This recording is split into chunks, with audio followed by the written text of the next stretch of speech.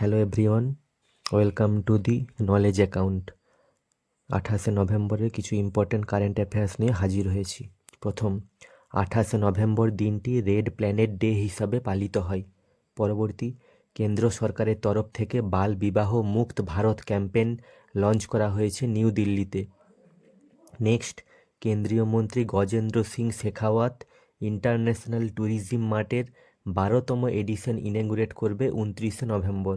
পরবর্তী, আন্ডার-8 world cadets chess চ্যাম্পিয়নশিপে বিশ্বব্যাপী চ্যাম্পিয়ন হলেন ভারতের ডিভিত রেড্ডি। পরবর্তী, the national anti doping agency নাডা Tokyo অলিম্পিকে ব্রোঞ্জ মেডেলজয়ী বজরং পুনিয়াকে 4 বছরের জন্য সাসপেন্ড করল অ্যান্টি ডোপিং নিয়ম লঙ্ঘনের জন্য।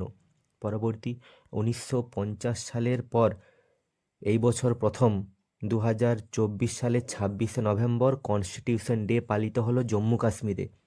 রাষ্ট্রপতি দ্রৌপদী মুর্মু ভারতের সংবিধানের সংস্কৃত এবং মৈথিলি ভাষার অনুবাদ উন্মোচন করলেন নিউ দিল্লিতে 26শে নভেম্বরের দিন, অর্থাৎ যে দিনটি সংবিধান দিবস হিসেবে পালিত হয়।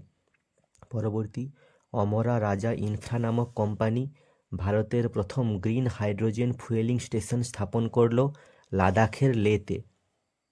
লাস্ট, 2025-এর আর্মি ডে অবজারভেশন হবে ভারতের মহারাষ্ট্রের পুনেতে।